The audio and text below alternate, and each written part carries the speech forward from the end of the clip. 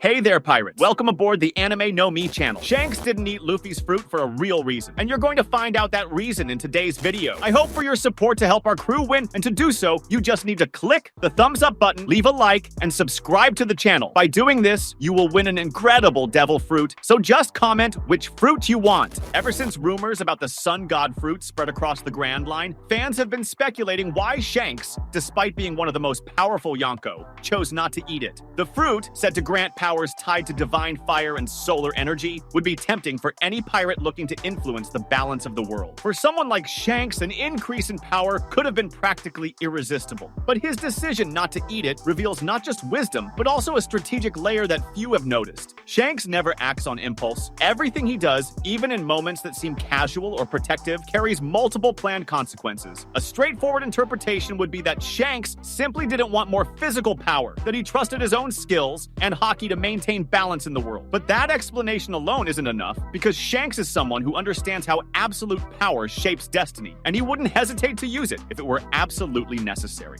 That leads us to consider that refusing to eat the sun god fruit may be part of an even bigger plan, where Shanks is not only thinking about the present, but also about controlling much larger pieces on the global chessboard. By letting someone else eat the fruit, he might be shaping the future indirectly, choosing someone who could wield that power without upsetting his secret strategies. This choice raises important questions about Shanks' true intentions. Maybe he was looking for someone with certain qualities: courage, a free spirit, leadership, to ensure the fruit ended up in the hands of someone who couldn't be easily corrupted by power. But there's also a darker interpretation that Shanks wasn't just interested in worthiness, but in manipulating global events for his own hidden goals, using the fruit as a key piece in a power game the world doesn't yet fully understand. In that sense, the one who eats the fruit might unknowingly serve Shanks' greater interests, setting off a domino effect that benefits plans far beyond just protecting Luffy or keeping the seas balanced. When we think about why Shanks didn't want the sun god fruit, the answer becomes even clearer when we consider One Piece's deeper lore. There was already an ancient prophecy about the true Joy Boy. This prophecy wasn't just a forgotten myth, it was a precise indication that someone would be chosen to wield a power capable of changing the seas, defying the world government, and uncovering the secrets of the Void Century. And the key detail of this prophecy is that it wasn't only about power, but about responsibility and compatibility. The sun god fruit couldn't be used by just anyone. It chooses its own bearer. There's no reversal, no human decision. The fruit itself decides who inherits the legacy. Shanks knew this as an experienced pirate who understands the forces that rule the world and has seen the burden of absolute power firsthand. He knew that trying to eat the fruit himself would be not just arrogant, but potentially disastrous. The fruit would never fully connect with his essence. Even as one of the strongest Yonko, he couldn't take on the role of the prophesied Joy Boy, because he wasn't chosen by the mythical zone's own laws. From the very beginning, Shanks' plan was clear. He had to find someone the fruit would accept, a vessel with perfect compatibility, someone who could, by instinct, become the true Joy Boy and fulfill the prophecy without breaking the balance of the world. And this is the most fascinating part of the theory. The prophecy existed long before the fruit was even revealed, and it may have guided Shanks' entire strategy. Instead of acting like a Yonko chasing personal power, he became more of a silent mentor, a guardian watching the world to identify the right candidate. There are even hints that he already sensed Luffy was the one. From their very first meeting, Shanks noticed something most people wouldn't: courage without arrogance, unshakable determination, a natural sense of justice, and above all, a spirit that could inspire allies and overcome enemies without destroying everything in its path. Luffy carried the essence of Joy Boy, even if he still needed to grow and pass the trials that Oda's world sets for every hero. The idea that mythical zones choose their bearer explains a lot about both Shanks' behavior and the sun god fruit itself. Unlike a regular devil fruit, which can be eaten by anyone to simply gain its powers, mythical zones are conscious of their role.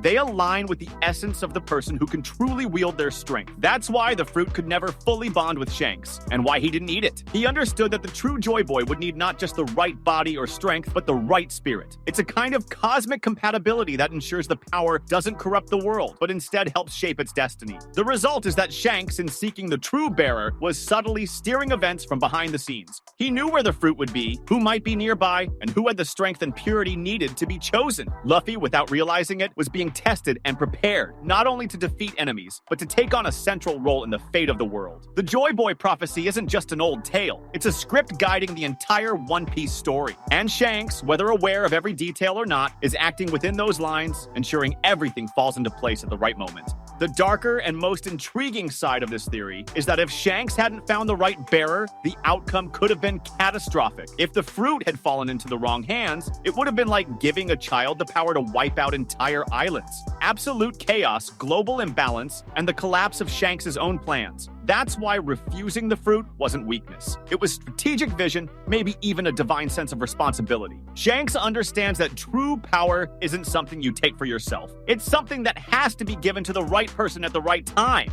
This theory also ties into the recent narrative hooks. Joy Boy's prophecy, Luffy's destiny, the rise of the mythical zones, and even the idea that the world needs someone capable of balancing the Marines, the Yonko, and the world government. All of these elements converge. Shanks doesn't act on a whim. He is the guardian of the fruit's legacy, of the world's future, and of the prophecy's fulfillment. And the Sun God Fruit isn't just a weapon of destruction or combat. It's the key to the final destiny, choosing a bearer who can carry not just fire and light, but hope, leadership, and the responsibility to change the world. In the end, Shanks' decision not to eat the fruit reveals something greater than strength or ambition. It reveals vision, patience, and a deep understanding of the world. He knows that the true Joy Boy is not defined by desire or need, but by essence, and that a single misstep could alter the fate of the entire world. That's why he acts from the shadows, guiding, watching, and protecting Luffy, along with the events that will ultimately confirm who the fruit has truly chosen. This is the truth behind his choice, a choice that may seem altruistic, but carries layers of strategy, mystery, and even manipulation, because the world of One Piece is never that simple. The moment when Luffy is officially recognized as the true Joy Boy will not just be symbolic, but a convergence of prophecy, destiny, and carefully orchestrated human choices. Everything that has happened so far, from his growth as a pirate, his encounters with allies and enemies, to the events that brought him closer to Shanks, has served as preparation for Luffy to be ready to inherit the legacy of the Sun